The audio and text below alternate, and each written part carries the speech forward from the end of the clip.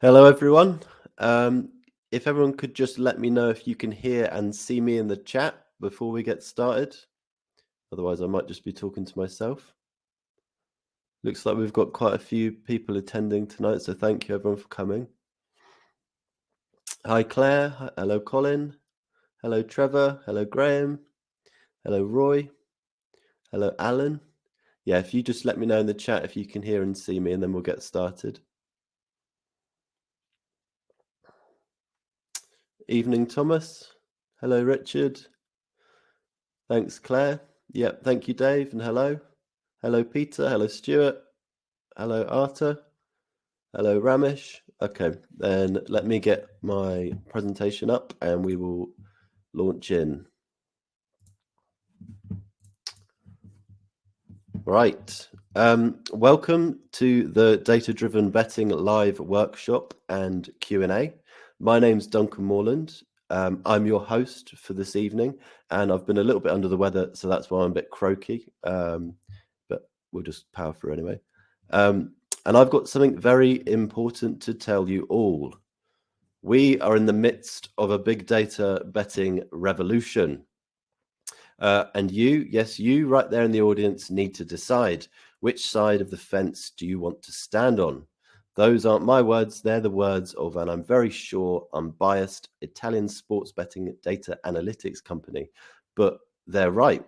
Bookies, smart punters, even Amazon are all using data to get an edge in the betting markets. For example, Amazon helped develop a data gobbling algorithm called Soccer Goal Predictor, which has a 75% accuracy at guessing when a team will score a goal within 2 seconds. And both Google and Microsoft built data-driven algorithms to predict the outcome of the 2014 World Cup. Google's predicted 14 out of 16 knockout stage matches correctly, while Microsoft's predicted 15 out of 16, or all of the important ones. And one sports data enthusiast I came across utilized another data-driven algorithm called Poisson, which is French for fish. Poisson outperformed Arsenal player turned pundit Paul Merson's Premier League match predictions by 10% over 273 matches, making a 9.1% return over 30 match weeks. Simply put, if you refuse to learn the data-driven betting game, you will definitely, yes, definitely become fodder for the big data betting cannons the bookies and new school bettors are wielding. Sorry. And your profits and your face will go boom. But don't worry, I've got just the man to help you avoid that unprofitable cannonball to the face. A man who has an odds calculator for a brain and hard cold betting data flowing through his extremely profitable veins, and yet is still one of the most friendly and likable chaps I've met in this dark, dirty, cutthroat world of betting. The name of this affable human betting bot is Neil Shah.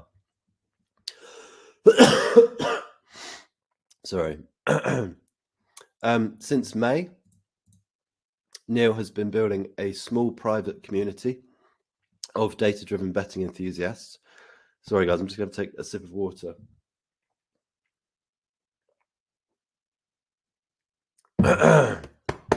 Back in the game, okay? So since May, Neil has been building a small private community of data betting enthusiasts who he's helped make a 101-point profit. That translates into a ROI of nearly 16% over 183 days, nearly double what that fish betting bot I told you about a moment ago can do, and in less time. This includes tipping. Sorry. This includes tipping multi 100-to-1 winners without batting an eyelid, like this golf bet. And tonight, Neil is going to introduce you and me to the highly lucrative and exciting world of data-driven betting. So first up, he's going to walk you through 3 of his favorite betting strategies, including one some syndicates out there charge £70 per month for. Then we'll open up Neil to your questions. So you can ask him anything you like about these 3 strategies or data-driven betting in general. And I'll be doing less talking and less coughing. We'll also give you the chance to join the community of bettors Neil's been steadily building, which I think is a super interesting community because it's not just where Neil shares his own bets, tips, tricks, and insights into data-driven betting, but where other members regularly contribute their own too. We'll also share a free step-by-step guide for each strategy that Neil's prepared for you, and we'll drop that into the chat for you to download probably after the Q&A. Before I bring on Neil, let me just give you a quick tease of each of the strategies and a Cliff Notes version of Neil's betting history. And I'll do my best not to cough through this. Strategy 1 is called True Value Lock. You'll learn how to use Neil's favorite data tool to find out, to find the true value of football matches weeks in advance, and then profit by betting against any bookmakers who stray too far from this true value level. This strategy is so effective, there are betting syndicates out there who charge £70 per month for access to this strategy or bets from this strategy. But thanks to Neil, tonight you'll learn it for free. Here's a top secret pick Neil smuggled out from one of those syndicates. I did the blurring there. Strategy 2 is called Can I Have Some More Places, Please, Sir? You'll learn how to use that same data tool to squeeze a few extra place positions on horse races out of the bookies while still getting the exact same odds, or simply benefit from some outlying place bets odds, like this example where Bet UK are offering markedly higher odds on the horse Creme Brulee to place, which is an instant value bet.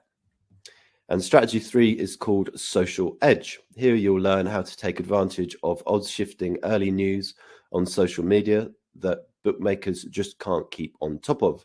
For example, COVID outbreaks in football teams. If you get on early news like this quick enough, you can take advantage of great value bets before the odds shift.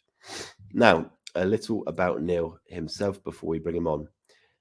Neil quit his job as a teacher in 2020 to pursue a career in sports betting, a brave move, but he made the right decision because since then, he's personally made a 100-point profit and ROI of 11% from 2019 to 2021, obviously including just before he went pro. He's bagged a job as a data analyst and trader at one of the UK's biggest bookmakers, where he does stuff like use cutting-edge data techniques to price up events. He's become a sought-after guest on popular betting podcasts like TradeMates, where he shared how one time he made £8,000 in 9 weeks from betting. He's now a regular writer for We Love Betting, Punter Pro, and Pinnacle. And most importantly, he's amassed a humongous following of more than 1,250 Twitter followers, which is only 8.6 million less than Gary Lineker. Oh, and as I mentioned earlier, he's made a 101-point profit or 16% ROI over the last 183 days for his private community. I hope all that gets you excited to learn from Neil. So without further ado, Neil, are you there? And can you come on and talk so I can stop talking? Hi, Duncan. Can everyone hear me okay? I can hear you. Can you turn on your camera as well? There we go. Perfect. I'll save Duncan from coughing. Yeah, I'm sorry for coughing through that. Thank you for the intro, Duncan. Wow. That's all right. It's just laying out the facts of your betting career, really. It's good. And the track record. So yeah, if everyone could just let us know in the chat. Just let us know in the chat whether you can hear and see both of us still.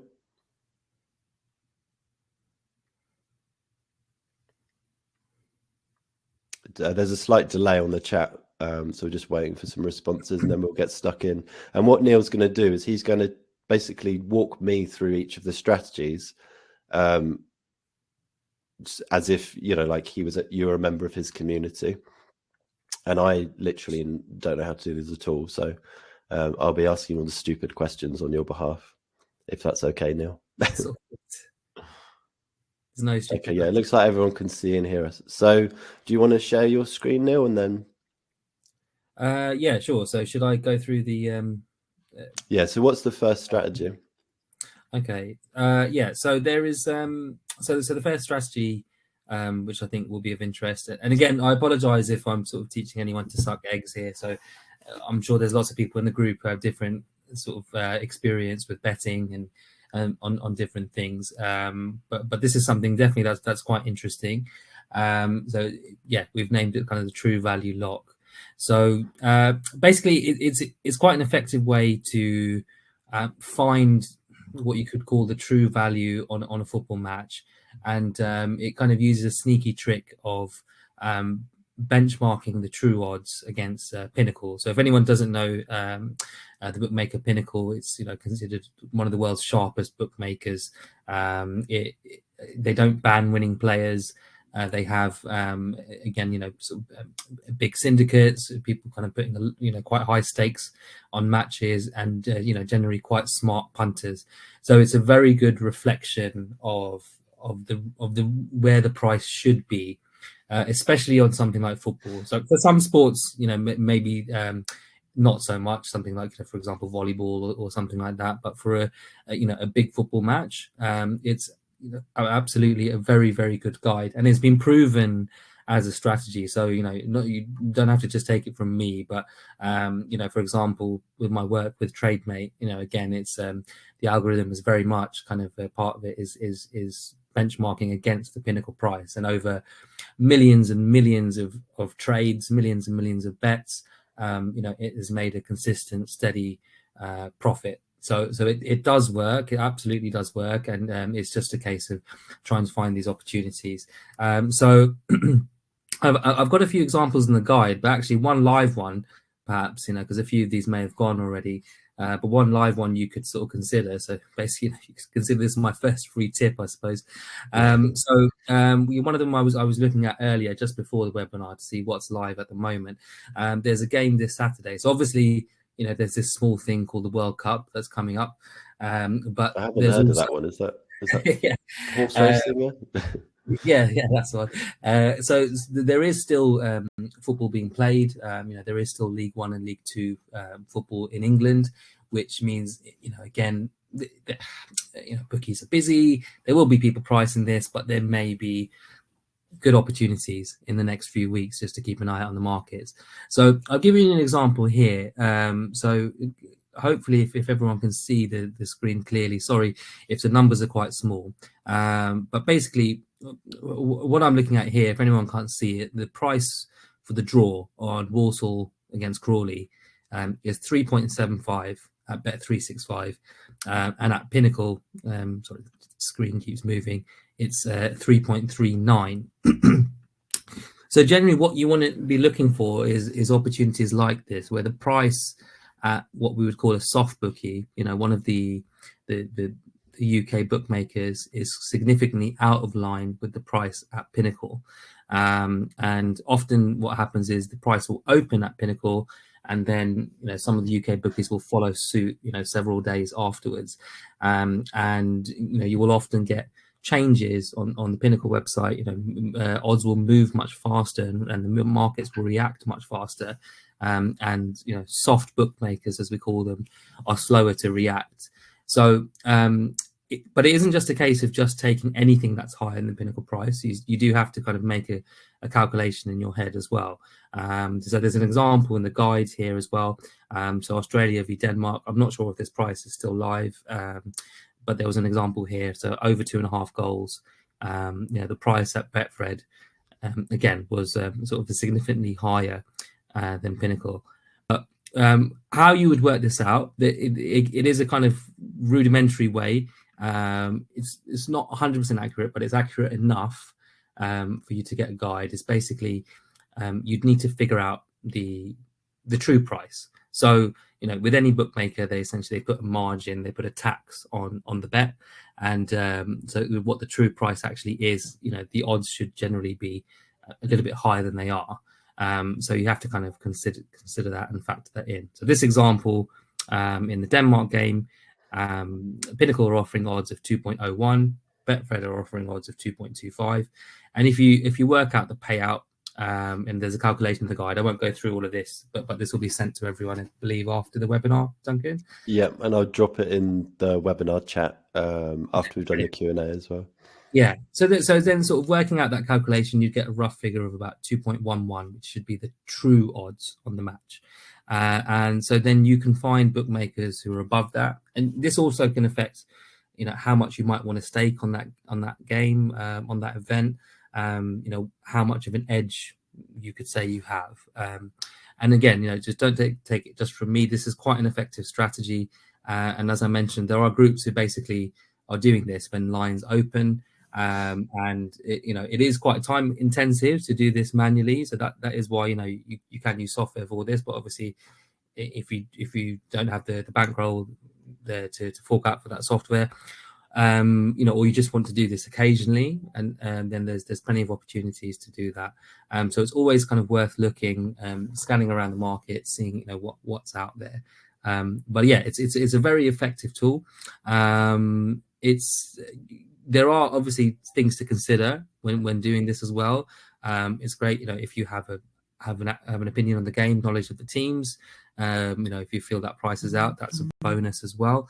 You also have to look at, the margin on both sides if it's applied equally. So, for example, if I go back to Odds Portal, something I was sort of considering and debating, there is a game between Japan and Spain at the moment, and the last time I checked, I think William Hill were nines for Japan to win. I think they opened at 9.5, and if you can see here in the list here, so Pinnacle are 6.35. So it's quite a big difference. Yeah, that sounds like a huge difference to me. It's quite a big difference. But what you can also see, I can't remember the William Hill price on Spain, but actually Pinnacle are one of the highest odds you can get for Spain to win.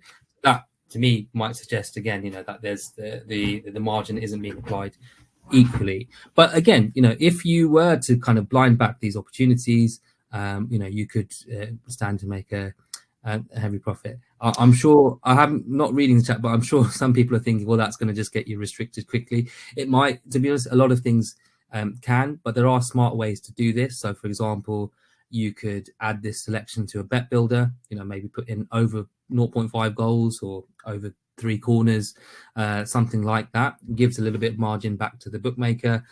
Generally, they don't get flagged up as quickly as if you were just to kind of back Japan at a huge price. And again, but then you kind of have to kind of weigh it up. I think, personally, this is value. I think Japan do have a chance, especially with the lack of preparation time for all these teams in the tournament. They're a kind of team that Spain might struggle to break down. They've got enough quality to get a breakaway goal. So sometimes you have to exercise your judgment in that as well. But even if you were to kind of purely find these opportunities and stake appropriately, kind of work out your edge. So one of the ways is Kelly staking. Again, I would use like quarter Kelly staking myself, but without getting too technical on all of that. This would essentially be sort of the basis of a strategy. So I think it's a really useful way to look at the markets, kind of observe how they're going, keep an eye out. Something that I'm doing more and more is trying to bet as early as possible. Again, that does come with risks, but at the same time, it's quite rewarding to see when you are able to kind of beat the closing line. You are able to kind of track what the markets are doing, in good time. And again, for example, for the World Cup, there's been a few where I've delayed a little bit too long and I've missed the price. So, you can kind of weigh it up both ways. I think that was very well explained. What we're going to do is we're going to have a Q&A after this. So if anyone has any questions about any of the strategies, then they can ask them in the Q&A after. We're going to go into the second strategy now, but just let me just recap on the first one, see if I got it. Like on a very simple level, Pinnacle is very accurate with their odds. So we're comparing the Pinnacle price to the prices that the soft bookies are putting out, and using that as a kind of basis to find value. Is that? Yeah, absolutely. Yeah, so just to be clear, because I've just seen a question come up. So we're not looking to bet with Pinnacle. We're just using the data from Pinnacle, so their kind of live price, to make our assessment. So we're just benchmarking against them. So we don't need to have a Pinnacle account. Using Odds Portal was free as well. You can kind of log in, sign up for free. Oh, that was it. Yeah, that's so the website you're using for this. Yeah, so the website is called Odds Portal. There are a few sort of similar websites around like that. I quite like Odds Portal. It's quite simple to use. It's got a big range of bookies on there. It doesn't have all the UK books, so sometimes it's also worth checking on Odds Checker. So, for example, the Japan one didn't have William Hill, but you can go on Odds Checker and again find the sort of the best odds possible. Okay, well, thank you for taking us through that. Strategy number 2. Also, I should say, like I feel like I can go and do strategy number 1 now. So, and I am rubbish at betting, so that's good. That's good to know. Right. So yeah, strategy number 2. Here. So extra place races. There's a lot of ways to. Do you want to share your screen again? Just if you're going to talk through the guide. Or... No. Can you see it now? No. Right. Let's try again. Okay. Any better now? Nope. We'll try one more time. Let's see if I can get the Chrome tab. Now? No, shall I? No, maybe you can just start talking people through. I guess the screen share button's not working, is it? Okay. Yeah. So, oh, yeah, we go. Right. Okay. Perfect. Right. So, yeah, the next strategy is something that I use quite a lot. I do add sort of a lot of extra filters to it, but it is quite an effective way to bet on horse racing. So you want to be looking around for outliers in the market. So there are bookmakers who are slow to adjust. This is quite a popular strategy, especially on, let's say, American and South African racing. You can get some really good opportunities here. If you're kind of looking early in the morning, kind of mid-morning and South African racing, kind of early to late evening for US races as well, where the markets will move. There'll be big significant outliers, but this strategy in particular is looking at extra places. So one of the examples on the sheet, there's I can't remember the name of the horse. Duncan, if you scroll down a little bit for me. People are telling me they can. Well, I guess you've seen the chat. People can say they've seen the screen, which is good. Oh, they can see. Okay. Yeah, everyone can see it. Yeah, it's just me. I'm just going to guess what we're looking at. I'll just go back to the to the guide. So everyone can see what you're doing. So yeah. Perfect. So there was one particular race. There was a horse called Spartan Fighter. This was at odds of 33 to 1 at Bet365, and generally across the market about 22 to 1, I think 25 to 1 best price at Bet UK.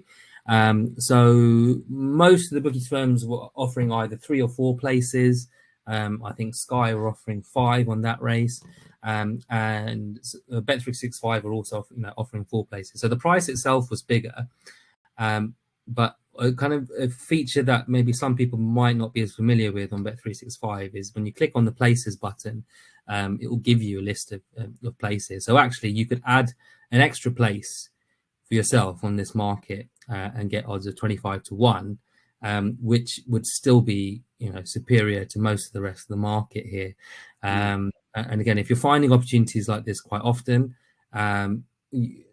and again, you'll be able to generate some value there. And there are ways as well, if you're looking on the exchange and on the place markets there's lots of kind of calculators out there. Some people will Dutch a number of horses in a race like that. So if there's a big festival, you might find lots of opportunities like this in one particular race. And again, some people you might be able to find arbs against the exchange doing this. What I tend to do again is just kind of look for the value. I'll try to pick up a little bit of information about the horse itself, the conditions, try and add some context to that, and not necessarily just blindly take the price. And what you'll notice is when you see these kind of things, that the price will generally drop. So I think the price on this one was actually dropped while I was posting up the screenshot. I think maybe to like 28-1, I think. Um, but it's a very effective way to look at it. And these kind of things are hidden away, tucked away a little bit. So I know on William Hill and on Ladbroke, some races, you can get markets with this kind of extra place on there. There are tools that show you, just the main races, but this is a way you can kind of manually do that yourself. And kind Well, of you're adding on an extra place to a bet. Sorry, Duncan. You look to me like you're adding an extra place onto your bet.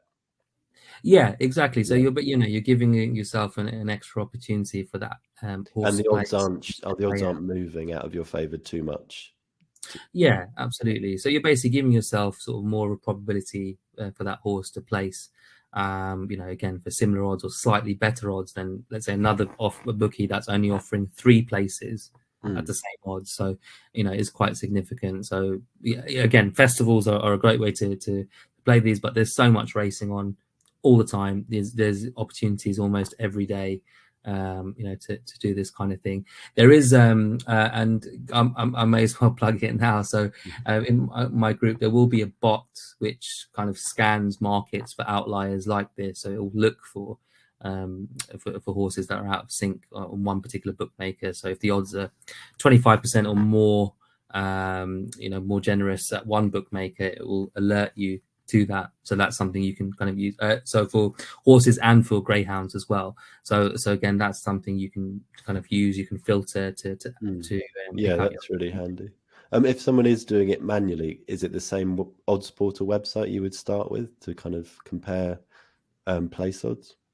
So this would be Odds Checker. So you use Odds Checker to do this. Okay. Well, I think I think I got that one. We'll find out in the Q&A in a minute whether other people did. So strategy number 3. This is a bit different, isn't it? Yeah. So this is, I wouldn't say more complicated, but I suppose it's harder to kind of quantify what the edge would be on this. But I think it's also quite an interesting thing. If like my wife complains, that I spend all this time watching Sky Sports News and just constantly, checking team news and all kinds of stuff like this. So if you're already doing this kind of stuff, you may as well sort of turn it into a potential profit-making opportunity. I kind of started looking into this a lot more during COVID. So the general idea again is that when these markets are formed, so in the first strategy we looked at when an Asian or sharp bookmaker would open odds for a game maybe a few weeks in advance, the odds would kind of move around a bit and maybe settle in the day or two before a game, but there are some factors that will move prices more than others. So if for example a star player, there's an injury doubt about them, if at the last minute someone's pulled out, these things will move the price. So if you're quick enough to the information, you can basically make a profit before a ball is kicked. And I mentioned COVID as an example because there were some sort of huge moves during COVID. So I don't know if everyone remembered sort of early on in the COVID outbreak, there was a Liverpool v Aston Villa game, and Aston Villa had to use their youth team. They were kind of decimated by COVID, and I think so. The opening line for Liverpool for that game was 2.08, and then by the time the game started, they were 1.07. So again, even before the game had kicked off, you were able to make quite a significant amount of profit just by trading that game on the exchange if you're quick to the information. And what happens, it's kind of a domino effect as well. So once that information starts filtering, again, more and more people are taking positions on that team. So you don't necessarily have to be first to the news, but if you're kind of fairly early, you can kind of ride that wave. So there was a few examples. So you've given COVID, COVID updates with teams coming out on Twitter early. There was another example you talked to me about. One of your members had been watching a private YouTube video of a boxer or something like that, or did I get that wrong? Yeah, that was actually that was Alex, my friend Alex Right. from Okay. Trainmate, where he gave an example of a UFC fight where he was looking at it is a really good example actually. I can't remember the fighter's name, but he'd been watching a YouTube kind of training video where he mentioned something, or there was some kind of injury that he was carrying, but it wasn't kind of known about by bookmakers, by anyone kind of pricing the fight. But it was maybe a few hundred people who'd watched this YouTube video, and of those few hundred people, probably the vast majority weren't people who bet, I would Mm. assume. So again, so he was able to kind of exploit quite a lot of value in the market opposing that fighter. So yeah, that's another really good example. So it goes across different sports. I can give you an example actually. One of my members hopefully doesn't mind me giving him a shout out, but one of my members, Carl, is quite shrewd on ice hockey. So he follows UK ice hockey. So it's I didn't even know there was UK ice. yes, it's a very niche sport. But again, one example was there was one team who they're to I don't think they call them goalkeepers, goaltenders. Their two first choice ones were out, and they had a untested 18-year-old in goal that game. So the edge was again to kind of back goals for the other team, handicaps, just basically kind of go across all of those. And so he got a really good opportunity on that. So again, the more knowledge you have on these kind of things, the better. And then again, if you're following things on Twitter, so I use an app called TweetDeck. I was going to ask, do you use any apps or like software to make kind of tracking this stuff easier? But so TweetDeck, I mean, I suppose it's called an app, but it's just you can just use it within your browser. But what it does, it kind of organizes your Twitter feed into different lists, so you can again sort of keep track of different things. And it just kind of helps you filter that information. So there were quite a few, especially during COVID. There was when Chorley played Derby. Again, they opened at odds of 12, kind of shot down to about 1.75. Any Celtic fans or even Rangers fans who enjoyed this, when Celtic kind of came back, they had this winter camp and got in trouble because they weren't supposed to go. All their staff had to self-isolate, and they had an outbreak of COVID. And again, their odds drifted quite significantly as well. So sorry. Sorry, go and finish. So I think that, let's say the glory days of COVID, might be over, but there's still absolutely opportunities. For example, you just have to look at the sort of Ronaldo situation at the moment to see, again, what effect these things would have on the player. But you want to be looking at teams where, one player would make a difference, and it's usually going to be a star striker or a star midfielder. Someone who's a goal threat is going to move the price more necessarily than defender. But obviously, if there's, let's say, 2 or 3 defenders that are out for that team, or the main goalkeeper, or there's a big injury crisis coming, that's going to make a difference. So one example actually from the World Cup, which is quite relevant, is for Senegal. So I put this in the guide as well. So if anyone was following that, Sadio Mane was initially thought to be out for the World Cup. So I wasn't necessarily looking for this information, but again, I'm just kind of constantly on Twitter. So I saw Mark Stinchcombe, very smart punter and analyst, and I saw him post up that Mane was out of the World Cup. So straight away I had a look on the exchange. Prices hadn't moved much, but I thought it was worth laying Senegal to qualify from the group. And again, their price did move out a fair bit. It did sort of transpire he is playing. I think he's missing just the first game, but if anyone can see on the graph here, you could probably figure out when that news first broke, and you can kind of see the drift on Senegal before it was kind of confirmed actually he should be okay and he should be playing. The odds kind of settled. But again, if you're kind of in that region and you can kind of put a position on, make a free bet opportunity for yourself, or just take a little profit.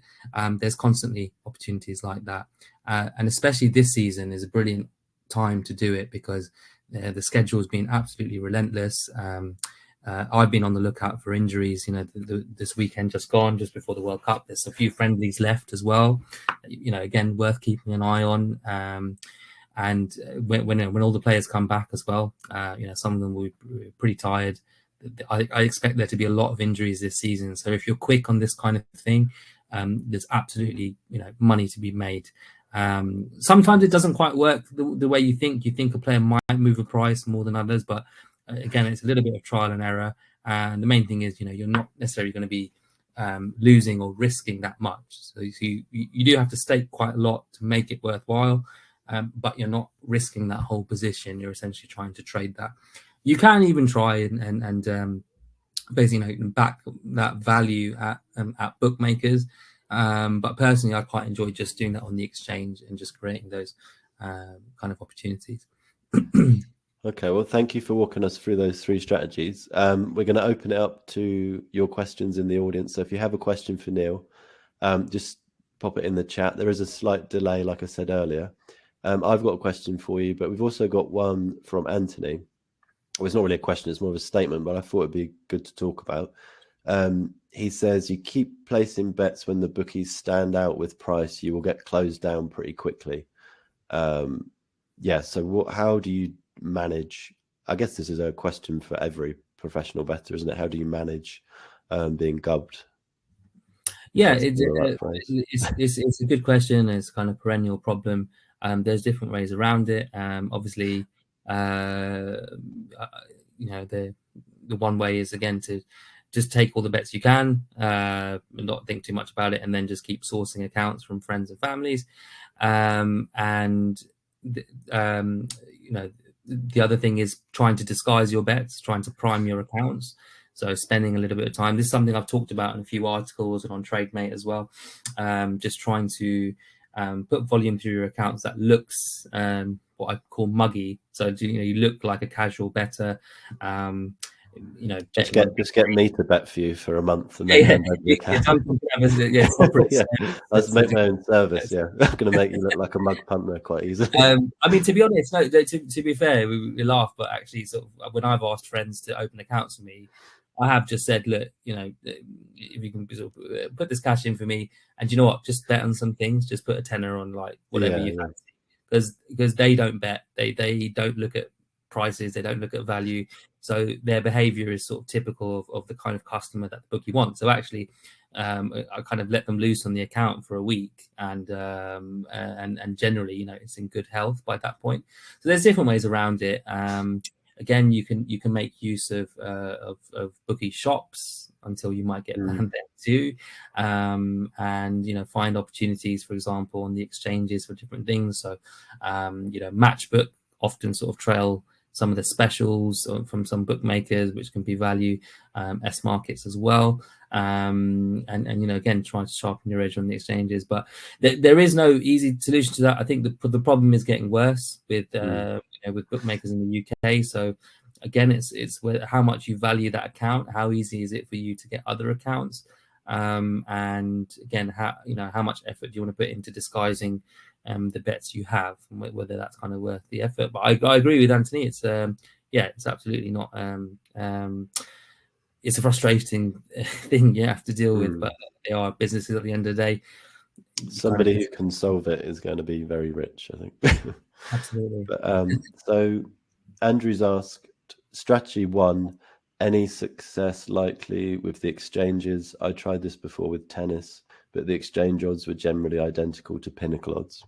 Yeah, tennis is quite an interesting one. I know I've had a discussion with Alex about this, and he's had a few guests who are tennis experts on there, and I think the kind of the way the tennis markets behave are a little bit different to something like football. So the match odds for tennis, often, you'll have a tournament and there'll be kind of games and rounds each day, so there's not much time for those markets to mature. Whereas in a football match, generally there is a lot of time for the market to be shaped in that way. But also the exchange sort of follows Pinnacle, and the exchange is quite sharp in itself as well. So I think in that sense, I haven't found success looking at it from that way. But I see is how I can benchmark Pinnacle against the soft bookmakers. But I think I'm certain, I'm sure there are ways of doing this on particular markets. And there are opportunities on the exchange. often at higher odds, often, for kind of high goal lines or, large handicaps. But again, that takes a little bit of looking. Okay. I've got a question just while so I'm not sure if this is a question. So Connor's asked about being gubbed by bookmakers again. We've kind of covered that. Maybe we need a whole webinar on that. Maybe. Yeah, absolutely. I mean, there's there'll be something coming out from myself as well. Podcast for Smart Betting Club in a week or two, which is kind of talking about data, how to protect your own data. That might give you some ideas as well.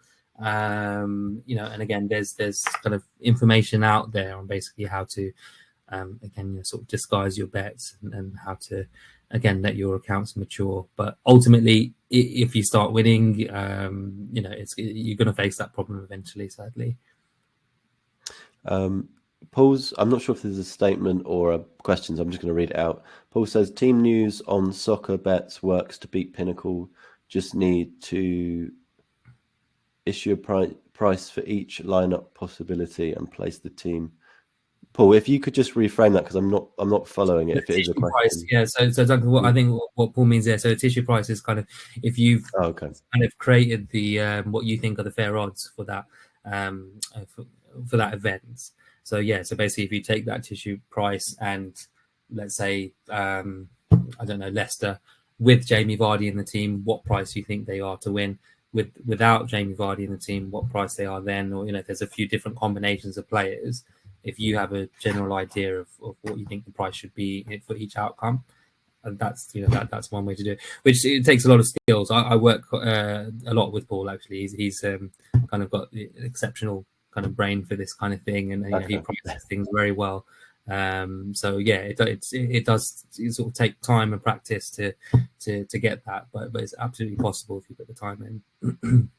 Cool. So Dare, sorry if I'm pronouncing your name wrong, has asked, if you get into a nice priced value position early, should you lay yourself out of it or else leave it run with the risk of it losing?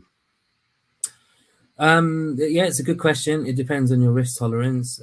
For me, I prefer to leave value on the table. I very, very rarely cash out on a bookmaker's site because I know that they don't give me a fair price for the cash out. So I'm kind of loath to offer them anything that that's not actually deserved. I think doing that on the exchanges is kind of slightly different on liquid markets, and you can kind of create trading opportunities for yourself. So something, if anyone's interested after the webinar, there are some outright tips for the World Cup, and there's some positions that I'm taking on the exchange. Not necessarily that I think some of those teams are going to win the tournament, but just I think they have a good chance of progressing, which will create an opportunity to do that later on. So yeah, I think it really depends on your risk tolerance. My issue sometimes it depends on the bookmaker as well. There are some sort of less scrupulous bookmakers which can void bets or something called pulp bets, which is basically if they've made a pricing error at some point afterwards, they can say, "Oh, sorry, yeah, it wasn't 10-1. Actually, we're going to pay you out at 4-1." Which does happen. I won't name any names, but I'm sure a few of you have probably experienced that yourselves. So I'm quite careful not to do it for that reason as well, because if I've laid something off at the exchange, but that bet's been voided or reduced, then that kind of causes a potential problem for me there as well. There's recently, if anyone's followed betting news, there's I think Sport Nation is kind of closed for business now. They basically voided lots of anti-post bets that people have had. They're not honoring the bets. So again, if you were caught in that situation, you may have sort of bet something that steamed in at value and laid it off at the exchange, but then one side of it's void now. So you can get stuck in those situations too. Jim's asked, I missed the first part of the webinar. I think this is a private message. Will there be a replay or access to a recording later? Yeah, we'll send a replay out tomorrow, so you can rewatch the beginning of the webinar then. Rock asks, if one has access to 100 plus friends, what is best in terms of value, match betting or something else? I mean, it depends how much your time is worth. So I think match betting, lots of people progress from match betting to value betting. and you can kind of guarantee yourself. If anyone doesn't know, is familiar with match betting, you're basically taking advantage of the bookie offers, and then laying them off. So the free bets. So you're basically guaranteeing yourself a profit regardless of what happens. So yeah, I think you can. Personally, I do it sometimes. When again, if friends are helping me out with accounts, I find it quite tedious. And it doesn't. I don't feel you really gain any betting knowledge from it, personally. So, but that's me. That's not a kind of a criticism of anyone who does it. But once you also kind of scale up to a certain point, the offers are, I think, smaller than they used to be. I think there were, again, there was a kind of a peak time for match betting, which is, I think the offers are a little bit smaller now. But again, things like the World Cup, there's been a few offers out there, like I think Bet UK.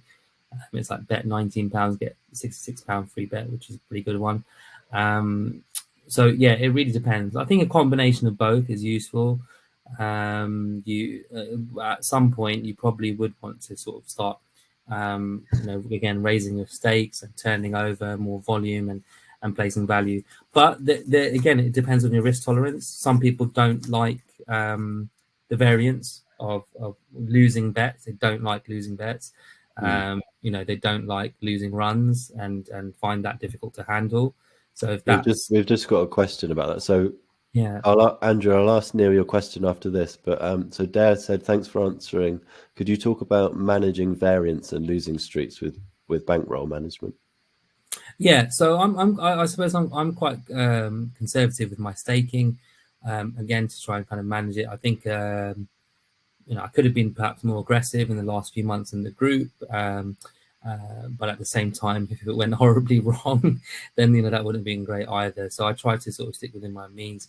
I do look at things like potential drawdown for strategies I've used. Kind of what percentage of the bankroll I can expect, it to go down by.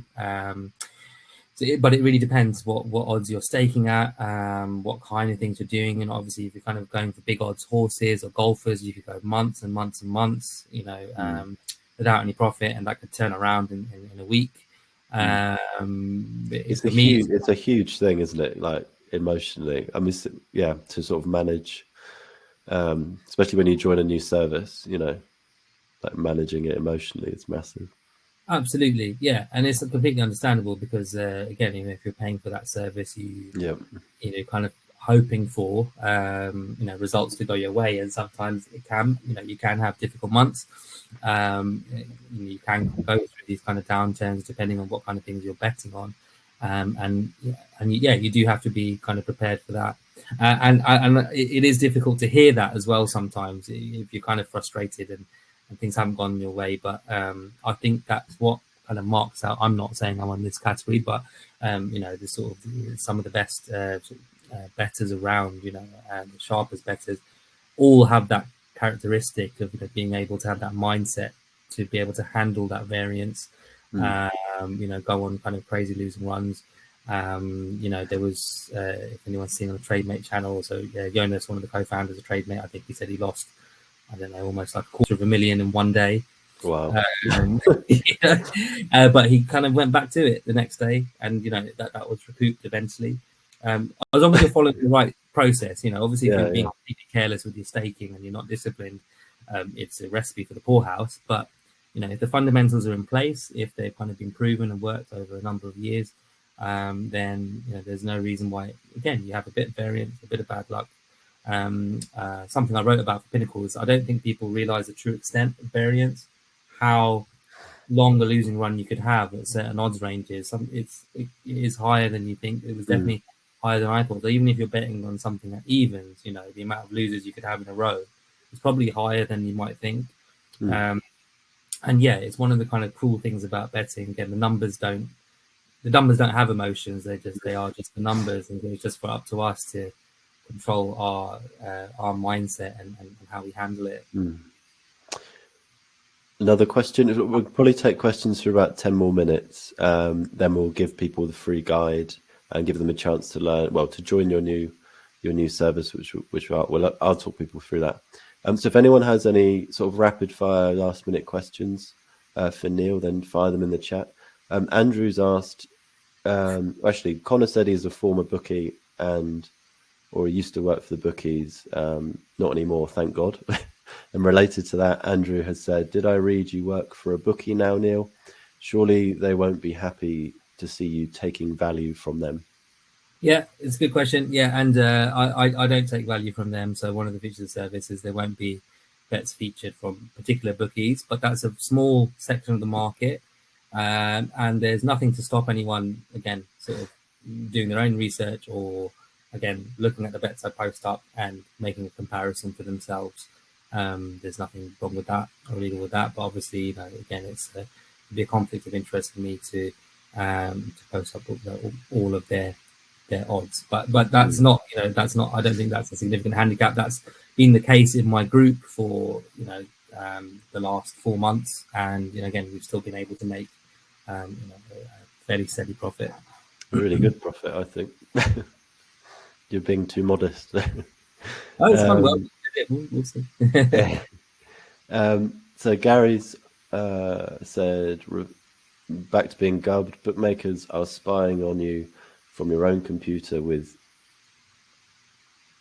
iSnare, yeah. Have you heard of that? It's a kind of little app that they put on your computer to kind of track your movements and see what websites you're on and things like that. There are tools to remove it. It can be a bit of a pain.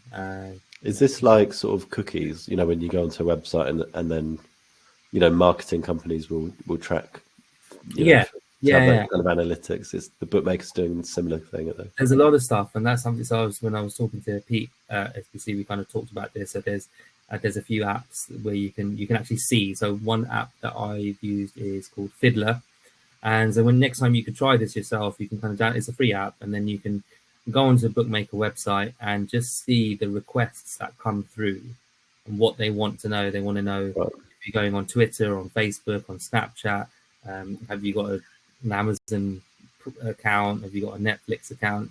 Which they don't need to know, and it makes you kind of wonder how much information is kind of out there, how much data is, and not just bookies. This is just kind of this across the board on the internet, just to be kind of mindful of how your data is being used and potentially passed on, and just sort of taking steps to do that.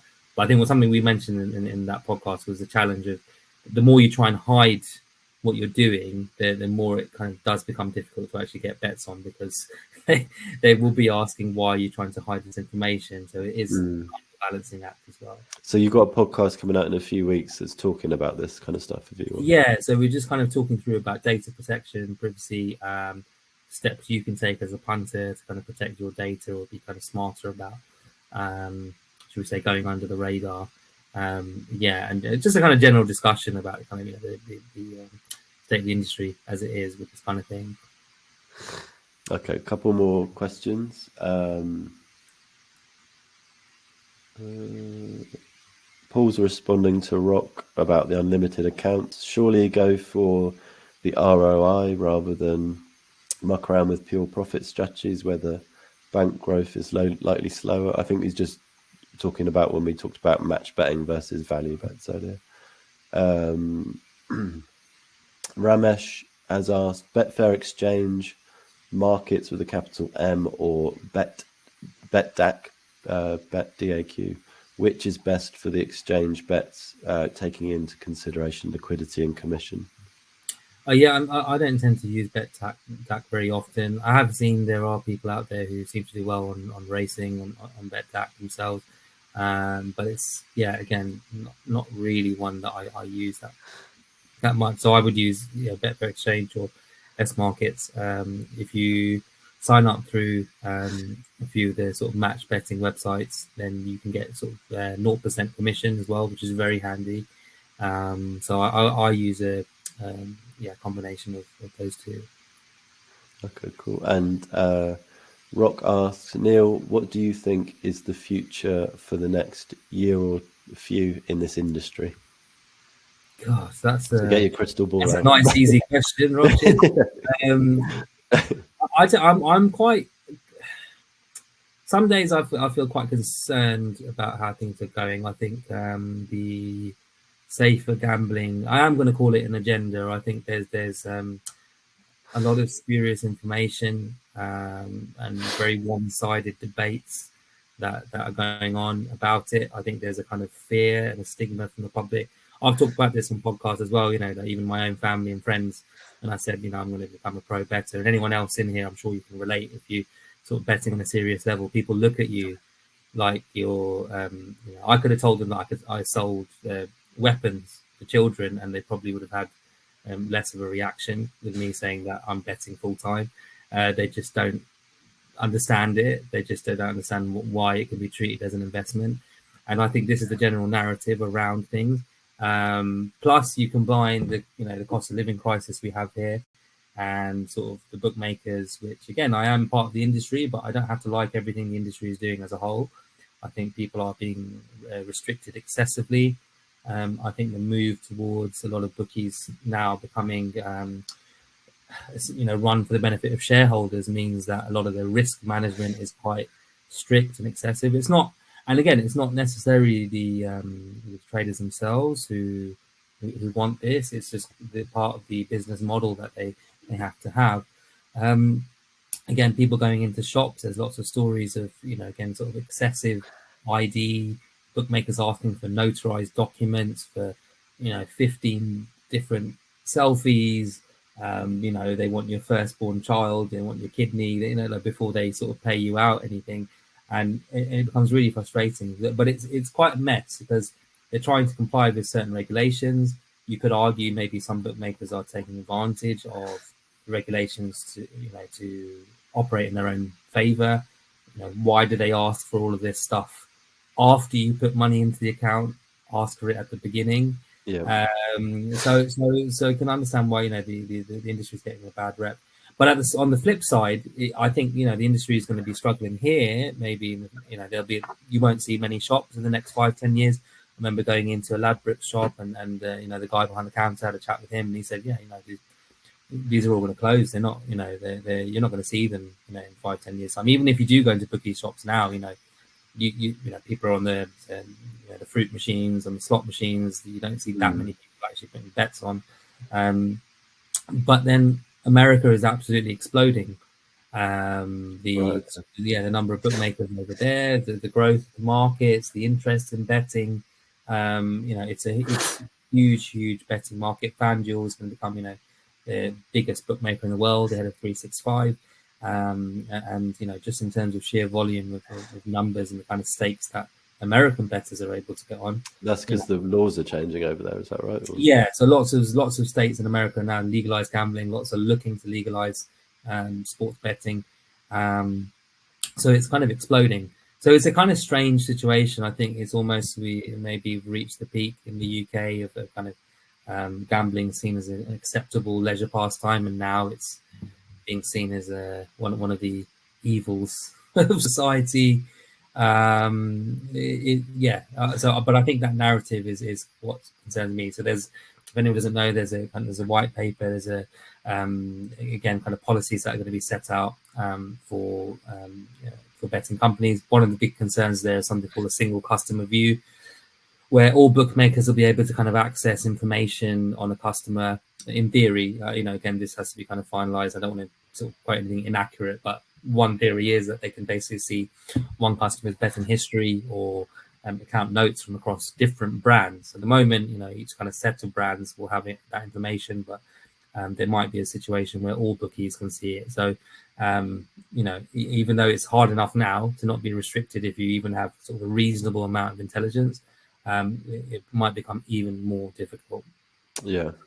Okay. Well, so the outlook's not great, to be honest. A positive note to finish on there. Right, I'm going to talk people through your news service that you've teamed up with BetChat to put out. Before I do that, Neil, we're going to say goodbye to you. But is there anything you want to say to the audience tonight or prospective members? I'm really grateful. Thank you very much for attending. It's kind of really surprised me how many people have turned out, and some familiar names in the chat as well. And I really appreciate all your support for everything I've done. And yeah, I hope sort of if this is a service for you, then this is this is all I do. Is just basically sort of gamble all day long. That's my Neil day is job. devoted to That's my making you night money. job. That's my day job. In between childcare, this is I am quite sort of dedicated to this. I absolutely love what I do, and constantly trying to improve on what I'm doing. So I hope at least the feedback from the group has been quite positive so far the last sort of 4 or 5 months, and I expect that I hope that continues in the future. So just thank you very much. Thank you for attending. I hope a few of those strategies were kind of useful, gave you a few ideas. Feel free to sort of connect with me on Twitter, and if you wanted to ask me anything. It is a busy time with the World Cup at the moment, but I'll try my best to get back to you. And yeah, I appreciate everyone kind of coming along tonight. Thank you very much. Okay, well, thank you. I'm going to turn your camera and Thank your you, audio. Duncan. Well done for kind of Well, power. I'm going to cough my way through this next bit, I'm sure. But no, thank you very much for your time this evening, though, and we'll catch you later. Okay. Brilliant. Thank you so much. Right. So I'm just going to load. Oh yeah. So Danny asked, "Will there be a replay?" Yeah, we're going to send out a. Oh, Neil, do you mind turning your? There we go. Perfect. We're going to send out a replay of the event tomorrow. I'm going to do two things. I'm going to walk you through the new service that Neil is putting out, and also give you the guide, a download link to the guide, the strategy guide that has the 3 strategies that we've covered today. So I'm going to put that in the chat now, otherwise I'll forget. So you should see in the chat the strategy guide PDF, which you should be able to download. And then here we go. Well, I just want to say thank you for everyone that attended tonight. That was really insightful for me, and I think Neil proved that he has a lot of knowledge about betting just in the way he confidently answered people's questions and my questions. Now, as we've been talking about, Neil's been steadily building a small private community of data-driven betting enthusiasts, and he's ready to welcome more of you to his data profiteering ranks. In fact, it's a bit more than that, because he's teamed up with BetChat to expand his offerings, and together they're evolving the community into a brand new service where Neil will be sharing his tips, plus some other very exciting data-driven betting benefits. The service is simply and elegantly called NS Bets, for Neil Shah Bets. If you're already sold on the potential of Neil's data-driven approach to betting and you'd like to join his community, I'm going to share the link to the secure order form page where you can join right now. So let me just do that. Okay, so you should see a link that will take you to the secure order form page in the chat, or just above the chat now. Of course, many of you will want to know exactly what is included in the service. It is on that secure order form page, and what the price of entry is. Neil, your audio is still on. Oh, sorry. No worries. So I'm going to walk you through everything included in the service right now. So here's a bird's eye view of what's included with NS Bets. We've got data-driven betting tips, betting bots, bonus betting lab tips, live betting sessions, and the private Telegram community. Let's have a quick look at each of these in more depth. First up, Neil's data-driven betting tips. You'll get regular tips from Neil via Telegram and the BetChat website. It might just be Telegram now, I'm not sure. These bets will be on weekly golf events, horse racing, and football player props markets. Plus the occasional bet outside of these areas if one of Neil's industry contacts gives him a heads up on something special. By the way, if you haven't heard of football player props markets before, it's where you bet on the performance of individual players in various categories like shots on target, passes, or points.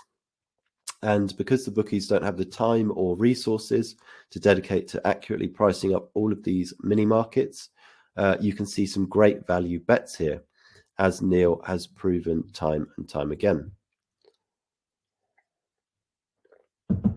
Sorry, just keeping that cough at bay.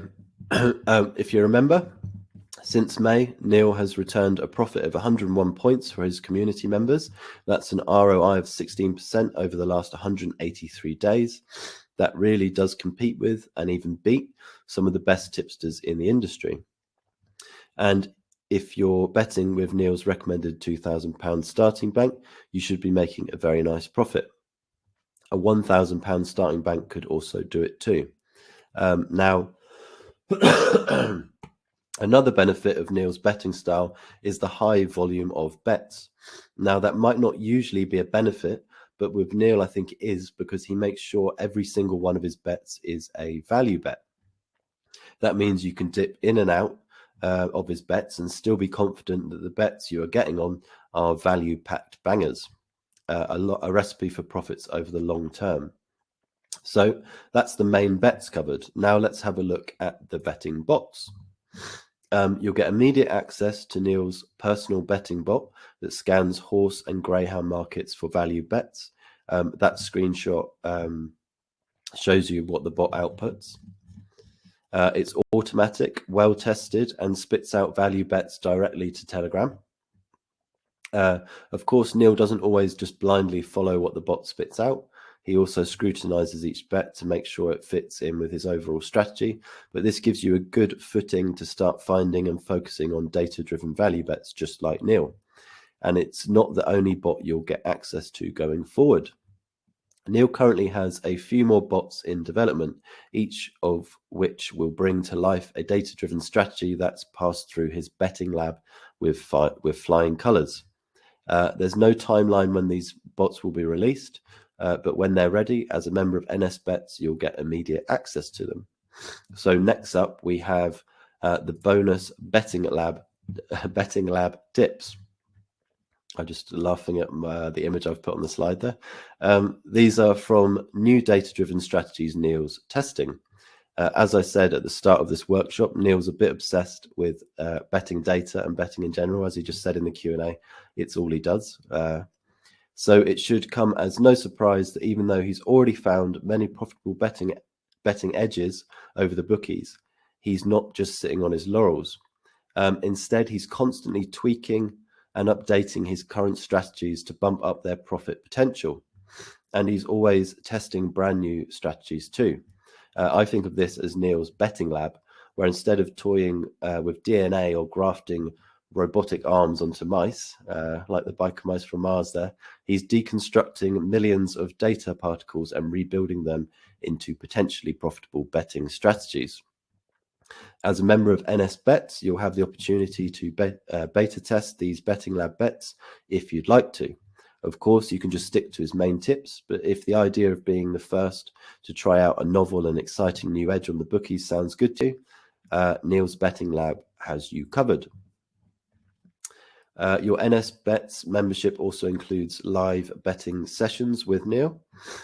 This is where Neil will put his money where his mouth is and find profitable betting opportunities live on air, a bit like he's done during this workshop when we checked out Odds Portal with him. Whether it's putting into action one of the 3 strategies he shared with you today, finding value bets on the player props market, or experimenting with one of his betting lab strategies, you'll be able to follow along and learn from Neil in real time. That includes both successes and failures, because that's the only way to learn and improve. There's no set schedule for these live sessions, but Neil would like to do them regularly. And last but definitely not least, we have the private NS Bets Telegram community. As with all of BetChat's services, the community is the hub where everyone can congregate to do lots of social stuff like celebrate winners, help each other manage the losing streaks with every service eventually goes through, and have lots of fun banter with your fellow members, the BetChat team and our tipsters, in this case, Neil. The community Neil built over the last year delivered on all these things, which is why the members have lots of great things to say about Neil and being part of the community. Here's a few choice quotes. I've no doubt you're highly professional and this will be a profitable service in the long term. I've learned quite a bit and made about £300 to date with small stakes. The integrity of the service shines through. Neil has got a keen eye for spotting some things other tipsters miss, especially on the golf. Value is there. People are really friendly in the chat. But the community also acted as an open space for members to contribute their own data-driven betting insights too, as these members highlight. There's a good community and all are welcome to contribute ideas. It's a friendly chat group with lots of contributors. I like the chat and there are lots of friendly people here. Good atmosphere in the group in general. Everyone is keen to share stuff. Neil's goal is to keep that same spirit going with the Bet Chat iteration of the NS Bets community, and knowing his relentless work ethic, I'm sure it'll be a great success. So that's everything you'll get with your NS Bets membership.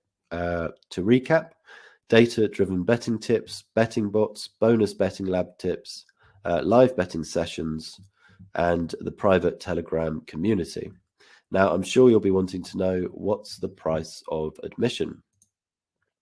Let me lay it out for you nice and simple. There are two membership options, monthly or annual. Monthly is £49.97 per month, and annual is £499.97 per year. So basically, if you opt for annual membership, you're getting 12 months for the price of 10, or a hefty discount of £99.94. Which I think is excellent value. Remember, since May, Neil has returned a profit of 101 points for his community members. That's a ROI of 16% over the last 183 days, which, as I said earlier, really does compete with, even beat some of the best tipsters in the industry. Plus, from 2019 to 2021, he personally made a 100-point profit and ROI of 11%. So his bets are proven to make money over the longer term too. And if you're betting with Neil's recommended £2,000 starting bank, you should be making a very nice profit. As I say, a £1,000 starting bank could also do it too. Better yet, you're not committing to anything today. As you can see on that slide, NS Bets comes with BetChat's ironclad money-back guarantee. You get 30 days for monthly membership and 60 days for annual membership. So you're really just taking the service for a test drive today. If you don't like it, simply let BetChat's friendly and responsive customer support team know you want a refund, and they'll give you back every penny you paid. The customer support team is also there to answer any other questions you have about your membership. Right, well, that's it. I think I've given you all of the information you need to make a decision on whether you want to try NS Bets today. If you'd like to join, you can go ahead and click on that link I shared earlier. It will take you to a secure order form where you can review what's included in your membership and then start your journey with Neil risk-free. Thank you to all of you for attending the workshop today. I hope it's been useful and fun for you. I'm going to stick around for a few more minutes and answer any remaining questions anyone has. So if you have a question, fire away. As I said before, there is a slight delay in the chat, so it'll take about 10 seconds for any of your questions to pop up there. But I'll stick around for sort of 5 minutes and just answer any sort of questions you have. Although if they're betting related, I probably won't be able to do those because we would need Neil for that. Let me just check I haven't missed anything in the chat.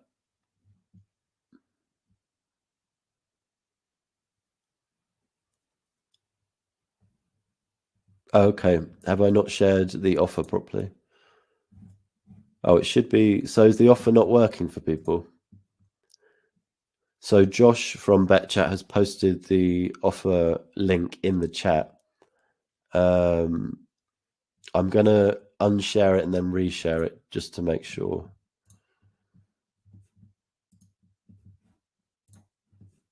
So it should be there above the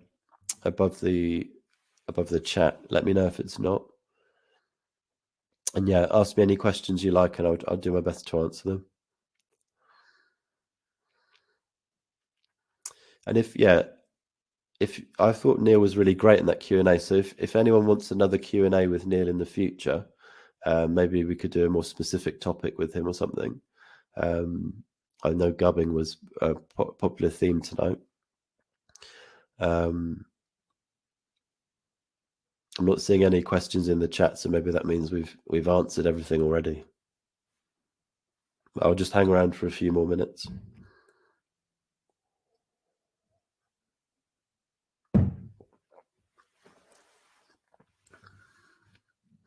The free download should also be in the chat.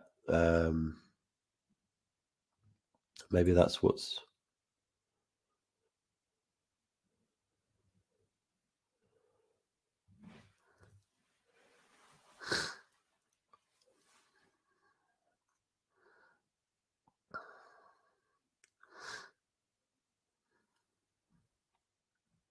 Well, thank you everyone for attending this evening, like taking time out of your evening. We really appreciate it.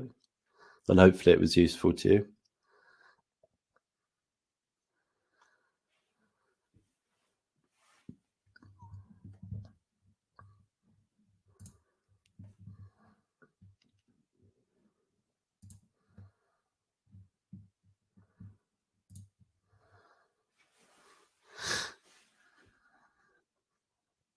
So I'll just stick around for a minute or so. If you have any questions, you can email clients@thebetchat.com.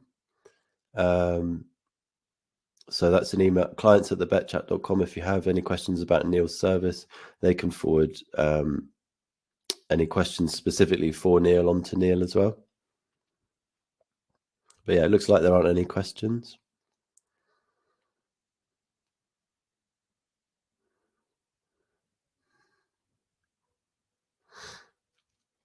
And yeah, as I say, we'll send out a replay of the event tomorrow. So if you missed any of it, especially the part where Neil was walking everyone through the different strategies, I think that was a hugely valuable part. Then you can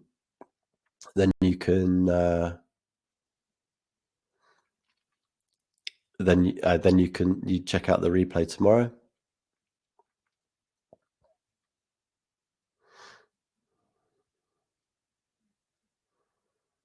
We'll also send a link to join the group if you want to.